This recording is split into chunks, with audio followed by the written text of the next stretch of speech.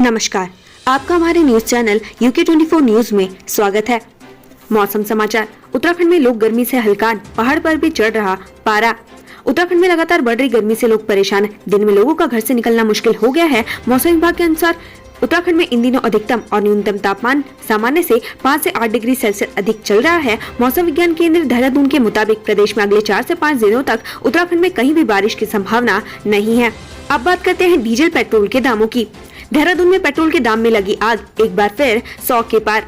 देहरादून की बात करें तो आज पेट्रोल के दाम है 100 रुपए 5 पैसे, वहीं डीजल के दाम है 93 रुपए 57 पैसे। हरिद्वार की बात करें तो आज पेट्रोल के दाम है 99 रुपए 37 पैसे, वहीं डीजल के दाम है 92 रुपए 97 पैसे। रुद्रपुर की बात करें तो आज पेट्रोल के दाम है 99 रुपए 61 पैसे, वहीं डीजल के दाम है 93 रुपए 21 पैसे। हल्द्वानी की बात करें तो आज पेट्रोल के दाम है 99 रुपए 44 पैसे, वहीं डीजल के दाम है 93 रुपए 2 पैसे। जानिए आज देश और प्रदेश में क्या कुछ रहेगा खास। परीक्षा पे चर्चा कार्यक्रम। प्रधानमंत्री नरेंद्र मोदी आज एक बार फिर देश भर के करीब 40 छात्र छात्राओं से परीक्षा पर चर्चा करेंगे। देहरादून के एकलव्य आदर्श आवासीय विद्यालय कालसी की 12वीं की छात्रा संजीति चौहान और रुड़की के आर्मी पब्लिक स्कूल नंबर 1 के 11वीं की कक्षा के छात्र विश्वजीत का चयन हुआ है। सीएम पुष्कर सिंह धामी का चंपावत दौरा। मुख्यमंत्री पुष्कर सिंह धामी आज से अपने 2 दिवसीय दौरे के दौरान चंपावत जनपद के बनबसा पहुंचेंगे। वहां वे शाम के समय एक जनसभा को संबोधित करेंगे और बनबसा के NHPC के गेस्ट हाउस में रात्रि विश्राम करेंगे। घटेगा AFSPA का दायरा। केंद्र सरकार ने नागालैंड, असम और मणिपुर आज से सशस्त्र बल विशेष अधिकार अधिनियम AFSPA के तहत अशांत क्षेत्रों को कम करने का फैसला किया। ऑफलाइन मोड पर क्लासेस। कोरोना काल के बाद आज से उत्तराखंड में सभी सरकारी और प्राइवेट स्कूलों में कक्षा 1 से 12वीं तक की ऑफलाइन कक्षाएं शुरू हो रही हैं। शिक्षा विभाग की ओर से भी आदेश जारी कर दिए गए हैं। उत्तराखंड में बिजली की दरों में बढ़ोतरी। उत्तराखंड में नई बिजली की दरें आज से लागू होने जा रही हैं। उत्तराखंड विद्युत नियामक आयोग ने नया टैरिफ प्लान जारी करते हुए बढ़े हुए दाम लागू कर दिए हैं। UOU में बायोमेट्रिक हाजिरी लगेगी। उत्तराखंड मुक्त विश्वविद्यालय में आज से कर्मचारी और अधिकारियों को बायोमेट्रिक हाजिरी लगानी होगी। केंद्र सरकार की ओर से कोविड की गाइडलाइन वापस ले ली गई है। ऐसे में 1 अप्रैल से बायोमेट्रिक हाजिरी व्यवस्था शुरू की जाएगी। बैंक बंद रहेंगे। नया वित्तीय वर्ष 2022-23 बैंक कर्मचारियों के लिए 5 दिनों की छुट्टी के साथ शुरू हो रहा है। आज से लगातार 5 दिन बैंक बंद रहेंगे, जबकि वीकेंड सहित देश के विभिन्न हिस्सों में विभिन्न छुट्टियों के कारण अप्रैल के पूरे महीने में बैंक 15 दिनों के लिए बंद रहेंगे। अप्रैल में गुड़ी पड़वा, सरहुल और बैसाखी जैसे त्योहार होते हैं और कई वर्षगांठ होती है, जिसके कारण बैंक की छुट्टियां हैं। यात्रियों के लिए खुशखबरी। उत्तरकाशी में पर्यटकों के लिए गंगोत्री नेशनल पार्क और गर्तांगली को खोला जा रहा है। पर्यटक ऑनलाइन और ऑफलाइन मोड के माध्यम से भी पंजीकरण करा सकते हैं। नेशनल हाईवे पर सफर महंगा। नेशनल हाईवे पर सफर महंगा हो गया। भारतीय राष्ट्रीय राजमार्ग प्राधिकरण ने टोल टैक्स में 10 से 65 तक की बढ़ोतरी की है। छोटे वाहनों के लिए 10 से 15, जबकि कमर्शियल वाहनों के लिए 65 तक की बढ़ोतरी की गई है। आज से हाईवे पर सफर करने के लिए आपको जेब ज्यादा ढीली करनी पड़ेगी। कस्टम ड्यूटी पर बदलाव। इलेक्ट्रॉनिक डिवाइस पर लगने वाली कस्टम ड्यूटी में आज से बदलाव होगा, जिसके बाद देश में स्मार्टफोन, रेफ्रिजरेटर और ईयरबड सहित कई प्रोडक्ट्स की कीमतों में इजाफा देखने को मिलेगा। मोबाइल फोन की कस्टम ड्यूटी कम होने से मोबाइल फोन का चार्जर, ट्रांसफार्मर, कैमरा लेंस आदि प्रोडक्ट्स की कीमत कम हो सकती है। PF अकाउंट पर टैक्स। PF के नए नियम के मुताबिक अगर कर्मचारी का एक फाइनेंशियल ईयर में PF 2.5 लाख रुपए से ज्यादा जमा होता है तो उस पर टैक्स लगेगा। ये नियम सिर्फ PF में जमा होने वाले कर्मचारियों के अकाउंट के लिए है। कोविड-19 ट्रीटमेंट के खर्च पर टैक्स में राहत। नए नियमों के मुताबिक कोविड के कारण किसी व्यक्ति की मृत्यु पर परिवार के सदस्यों को मिले पैसे पर भी टैक्स छूट मिलेगी। ये पैसा मृत्यु के 12 महीने के अंदर मिलनी चाहिए और 10 लाख रुपए से अधिक नहीं होना चाहिए। अपडेटेड IT रिटर्न फाइल करने की सुविधा। नए फाइनेंशियल ईयर से टैक्स पेयर्स अगर किसी गड़बड़ी या गलती को ठीक कर अपना ITR भरना चाहते हैं तो फिर से फाइल कर सकते हैं। अब टैक्स पेयर्स असेसमेंट ईयर के 2 साल तक अपडेटेड रिटर्न फाइल कर सकते हैं।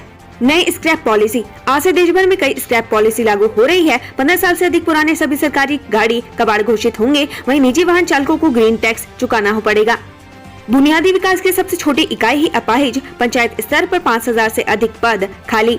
पंचायत जनाधिकार मंच के प्रदेश संयोजक जोत सिंह बिष्ट ने ग्राम पंचायतों में रिक्त चल रहे 5021 पदों को लेकर सरकार को घेरने का काम किया है। उन्होंने कहा कि प्रदेश सरकार का विकास की सबसे छोटी इकाई के साथ कुठाराघात है। अगर जल्द इस ओर ध्यान नहीं दिया गया तो उनको कोर्ट की शरण लेनी पड़ेगी।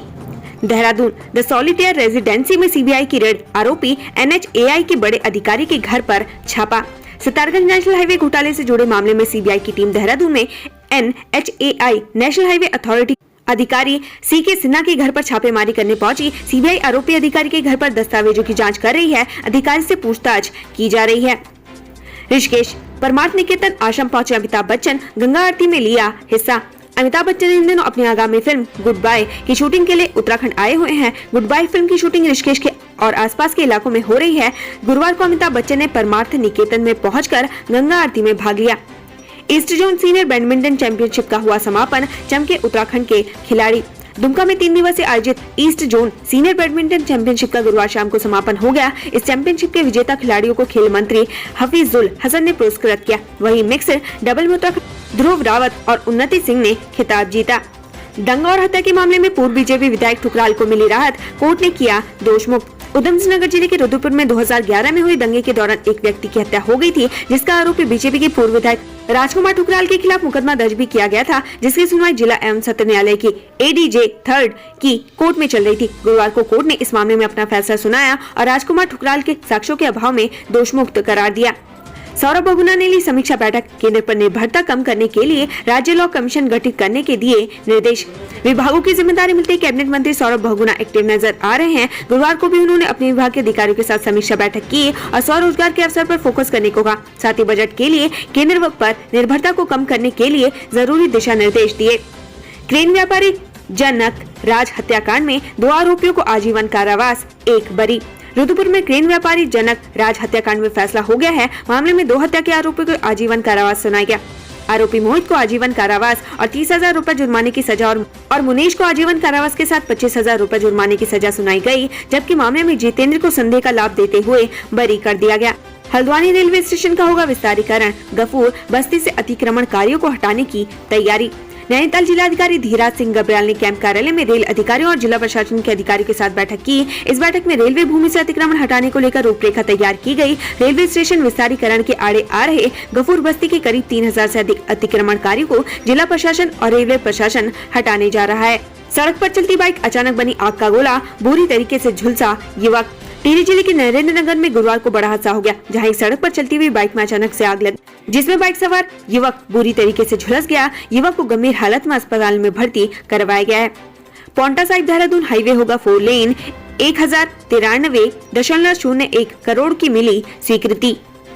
हरिद्वार देहरादून राजमार्ग 4 लेन हो चुका है। दिल्ली देहरादून राजमार्ग को 4 लेन करने की कार्रवाई पहले से ही शुरू की जा चुकी है। अब बल्लभपुर से शुरू होने जा रहे पांवटा साहिब राजमार्ग को भी 4 लेन बनाया जा रहा है, जिसके लिए केंद्रीय सड़क एवं परिवहन मंत्रालय ने बजट भी जारी कर दिया है। काशीपुर बार एसोसिएशन अध्यक्ष और उनके भाई के खिलाफ मुकदमा दर्ज, जानिए पूरा मामला। काशीपुर बार एसोसिएशन अध्यक्ष संजय चौधरी और उनके भाई मोहन चौधरी पर मारपीट व फायरिंग का आरोप लगा। इतना ही नहीं, पुलिस ने दोनों के खिलाफ मुकदमा भी दर्ज कर लिया। उत्तराखंड में बिजली की दरों में बढ़ोतरी, नया टैरिफ प्लान जारी। उत्तराखंड में बिजली की दरों में बढ़ोतरी की गई है। उत्तराखंड विद्युत नियामक आयोग ने नया टैरिफ प्लान जारी करते हुए बढ़े हुए दाम लागू कर दिए हैं। घरेलू श्रेणी के उपभोक्ताओं के लिए 100 यूनिट तक कोई बढ़ोतरी नहीं की गई है। वहीं नए उपभोक्ताओं को अब बढ़े हुए बिजली की दरों पर ही नया कनेक्शन लेना होगा। ये नया टैरिफ प्लान 1 अप्रैल से लागू होगा। उत्तराखंड विद्युत नियामक आयोग की तरफ से आज नए टैरिफ प्लान को लेकर घोषणा कर दी गई है। इसके तहत 2022-23 के लिए घरेलू श्रेणी के उपभोक्ताओं के लिए सालाना तौर पर 2.68% बिजली की कीमतें बढ़ाई गई हैं। इसके तहत 100 यूनिट तक कोई बढ़ोतरी नहीं की गई है, लेकिन 100 से 200 यूनिट तक 25 पैसे प्रति यूनिट की बढ़ोतरी की गई है। बढ़े हुए दाम के साथ अब 4.25 रुपए देने होंगे। वहीं 200 से 300 यूनिट तक पहले 4.77 रुपए प्रति यूनिट बिजली के दाम थे, जो अब बढ़कर 5 रुपए प्रति यूनिट कर दिया गया है, यानी कि 23 पैसे की बढ़ोतरी की गई है। वहीं 300 से 400 यूनिट पर पहले 4.95 रुपए प्रति यूनिट ली थी, लेकिन अब 43 पैसे की बढ़ोतरी के साथ 5.38 रुपए कर दी गई है। साथ ही 400 से 500 यूनिट पर 44 पैसे प्रति यूनिट की बढ़ोतरी की गई है। पहले 5.41 रुपए प्रति यूनिट था, जो अब बढ़कर 5.85 रुपए प्रति यूनिट हो गया है। जोर का झटका लगा, एक ही बार में एलपीजी सिलेंडर 250 रुपए महंगा। एलपीजी सिलेंडर की कीमत में 250 रुपए की बढ़ोतरी की गई है। यह बढ़ोतरी 19 किलो के कमर्शियल सिलेंडर में की गई है। धरती के भगवान ने किया शर्मसार, दून के सबसे बड़े अस्पताल में टीबी के इलाज के नाम पर नाबालिग का शारीरिक शोषण। दून मेडिकल कॉलेज अस्पताल में इलाज के नाम पर 16 वर्षीय छात्रा के साथ यौन उत्पीड़न का मामला सामने आया है। पीड़िता का आरोप है कि टीबी के इलाज के नाम पर डॉक्टर ने उसके साथ अश्लील हरकत की। पीड़िता के पिता के चेहरे पर पुलिस ने केस दर्ज कर मामले की जांच शुरू कर दी है। एफआईआर दर्ज होते ही आरोपी डॉक्टर फरार बताया जा रहा है।